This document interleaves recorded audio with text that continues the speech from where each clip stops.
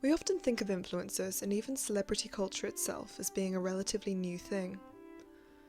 The first global icons were surely the film stars of the silver screen in Hollywood's golden age. The 1950s is viewed as the end of a certain era of stardom. Or perhaps the 1960s, when a star who had been known across the world half a century ago was aging in obscurity, all but forgotten by the masses who had once flocked to buy her postcards. Today we will look at the life of Cleo de Merode, the beautiful French dancer, trendsetter, object of endless rumour and often misplaced scandal.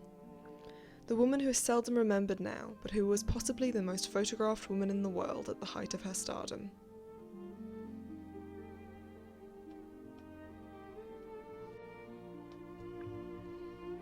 Cleo's story becomes noteworthy centuries before her birth, with the illustrious House of Merode, major players in Belgium's history and connected to most of Europe through many advantageous marriages. The two main branches sprung up in the Middle Ages, but only the younger survives today, shooting off in various directions, with some distant relations of Cleo's still owning the family's castle in their village of origin, Merode, in Germany, now the municipality of Langerweer. The family still hold notable positions in the court of Belgium and elsewhere, and historically, through marriage, are related to the Habsburgs, the royal family of Monaco, the royalty of Italy, and many more influential houses and lines. Cleo herself hails from the Austrian branch of the family. Cleopatra Diane de Merode was born illegitimately in Paris on the 27th of September 1875. The daughter of Viennese Baroness Vincentia de Merode and lawyer and judge Theodore Christomanos, whom she would not meet until adulthood while performing in Vienna. Despite the many controversies that would come her way, Cleo would maintain that she loved both dance and fame. Her passion for the former started young. She attended the convent of Saint Vincent de Paul as a child, where she may have begun her dance training. At 7, perhaps at the behest of her mother, Cleo auditioned for the Paris Opera and got in. The Paris Opera was established in 1669 by Louis XIV and is France's primary ballet and opera company to this day. Being accepted into its ranks was no small feat, especially for a child of her age, and it is this fact that I believe shows Cleo had both talent and passion, and was not, as some critics suggested, a pretty face lacking in actual skill. As a practicing Catholic with aristocratic lineage, Cleo was far more chaste than the rumours surrounding her would have you believe. In her memoirs, Cleo herself acknowledges that her heritage meant she didn't have to walk the path many other young girls in Paris's performing world did. She debuted in the Paris Opera Corps de Ballet aged only 11, in a time where a woman on the stage was immediately thought of as a courtesan, and girls aged 12 to 16 were known as petites rats, or small mice. Powerful men wanted them for their mistresses and occasionally wives, and would stalk around backstage like a predatory cat, hoping to find the perfect mouse to prey on. In order to further one's career or have any success at all, young ballerinas were forced to give up their virtue and become courtesans as well as dancers, with the added pressure that many of them came from impoverished families. Cleo was not enormously wealthy despite her mother's title, and the pair shared a little apartment in Paris until Vincenzia's death in 1899. Vincentia watched her daughter like a hawk, acting as her manager wherever they went, and by the time she died, Cleo was 24 and well versed in dealing with the public and private pitfalls of being a dancer.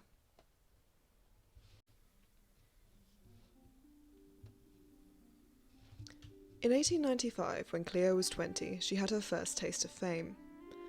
She had been just another ballerina since her debut, largely ignored among so many girls in the Corps de Ballet. But in the previous year of 1894, things had slowly begun to change as she gained attention for her blossoming beauty.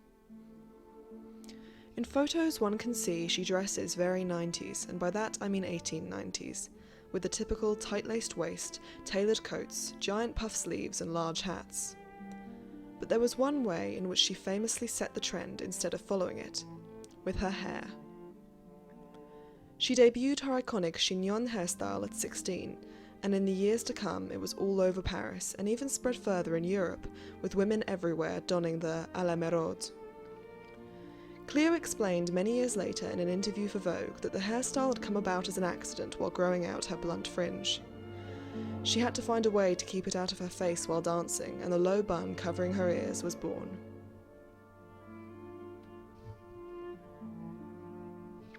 Even then, she was often credited as inventing her hairstyle, but as with everything fashionable, right down to the metal bands she often styled it with, nothing is entirely new. Botticelli and Da Vinci, among other Renaissance artists, had painted women with the same hair, but nevertheless it set Cleo apart in the Belle Epoque. But much like today, the public always finds a thread to pull and unravel the celebrity of the moment by. The masses were entranced by her femininity and the mystery that came from her quiet private life, her grace and beauty on stage. Her popularity had only grown with each appearance she made in the paper and on the stage up until the autumn of 1895. Cleo had been gaining some attention since her debut, but it had been a gradual and manageable rise, with almost all her publicity being full of praise. But a chaste, well-behaved ballerina who likes going to church with her mother and walking about with her dogs isn't what sells newspapers. And so, as if out of thin air, the media sensation that was Cleopold was born.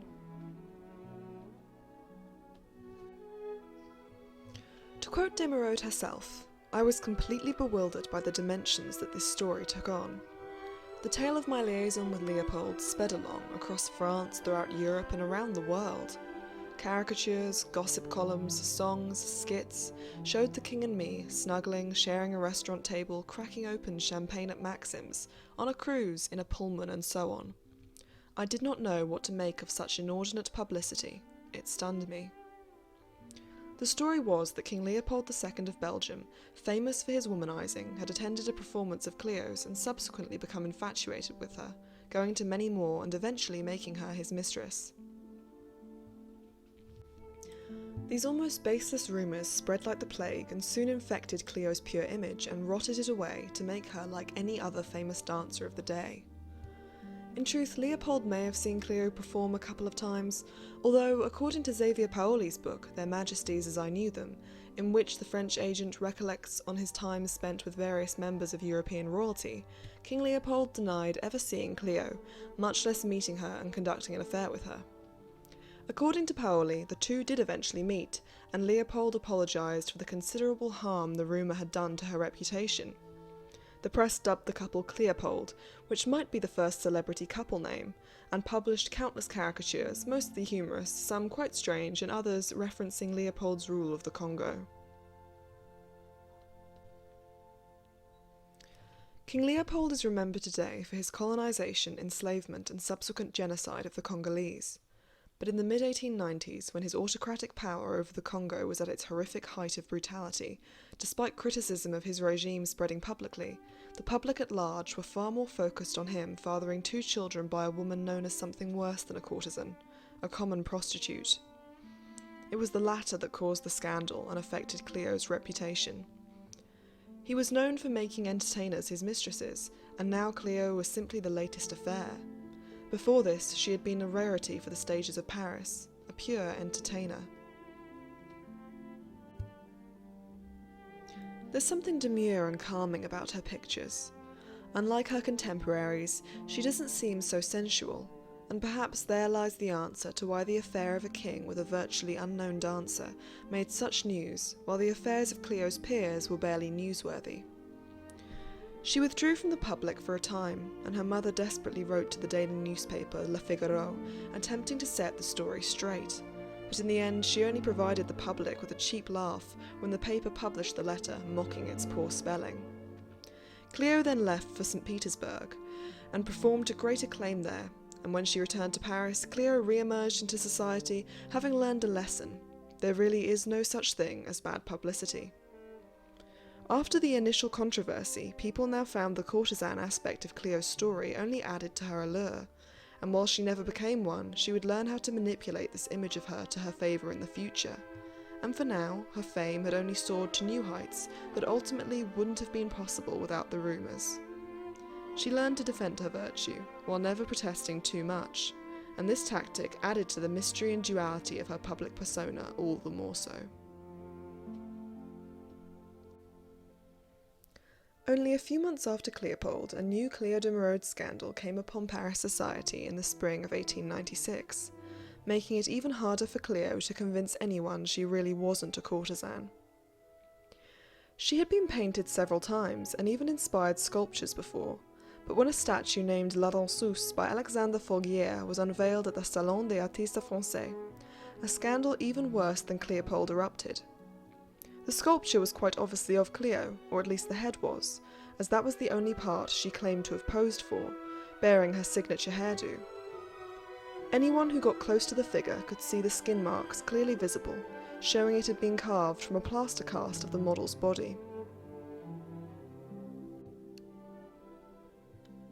It bears a striking resemblance to Cleo in proportions, although after it was unveiled, she claimed Forguier was only trying to create a controversy and had used another model for the body. Predictably, not a soul believed her, and while I'm personally on her side in the Leopold story, this one I really have to wonder about. Regardless of what the truth was, nothing could slow the story down, but once again Cleo learned how to use it in her favour. That same year she performed the titular role in the ballet Phryne, who was ironically an ancient world courtesan.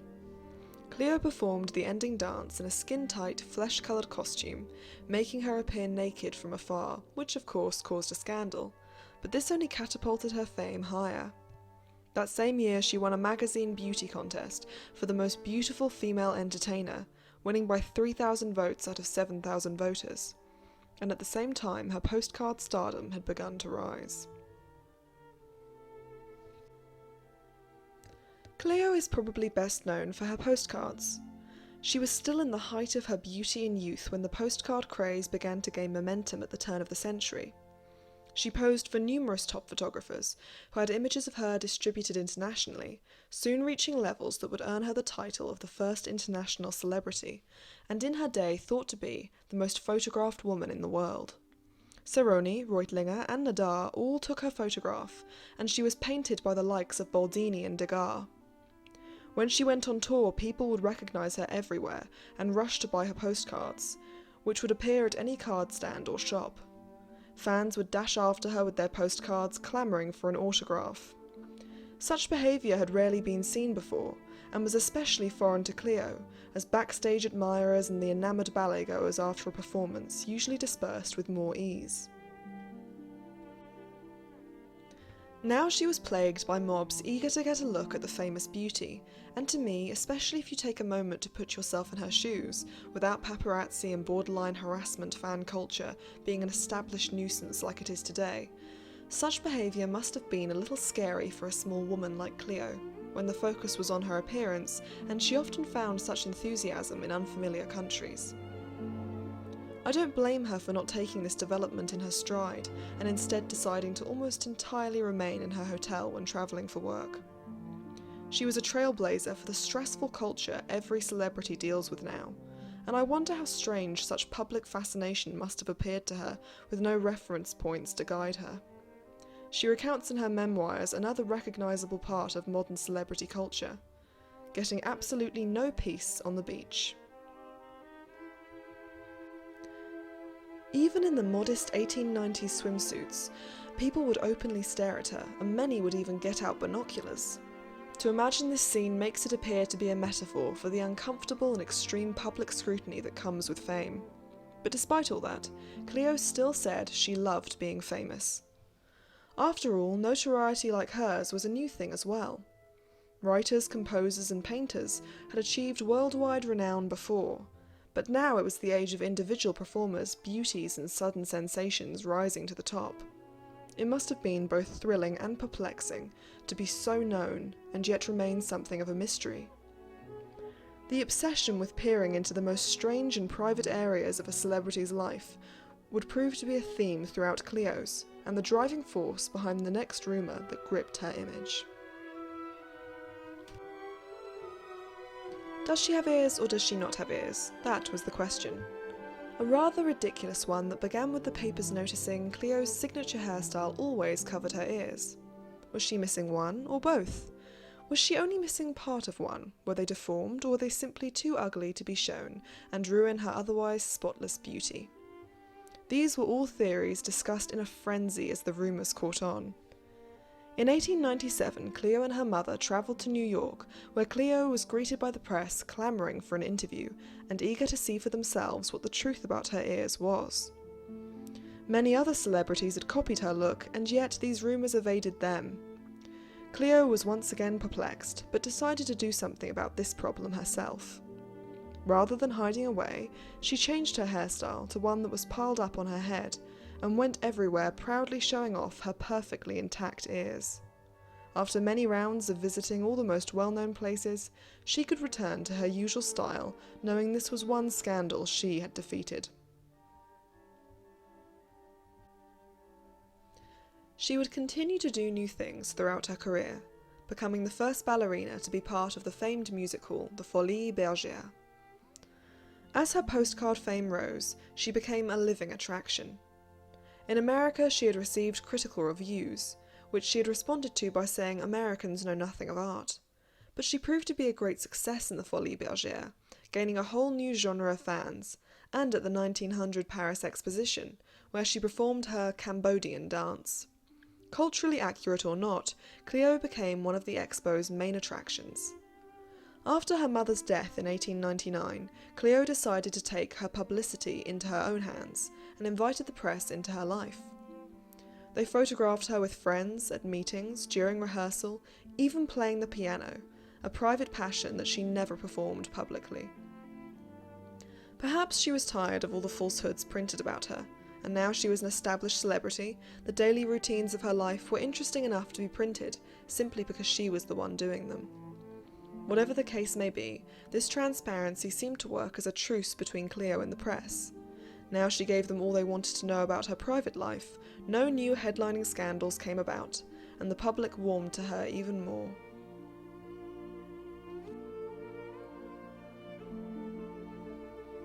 Despite many men loving her from afar and even confessing to her, she never married or had any children. Cleo wrote in her memoirs that she had been engaged to an aristocrat for nearly a decade, when in 1904 he tragically died of typhoid fever. She was the companion of Luis de Perena, Marquis de Perena, who was a Spanish diplomat and sculptor. Their relationship lasted from 1906 to 1919, after which he left her and married another woman. She continued to tour and perform until her late 40s, gaining a following in Sweden after her visits in 1903 and 1904. Her hairstyle caught on so much there that it was banned for telephone operators, as it obstructed their hearing by covering the ears.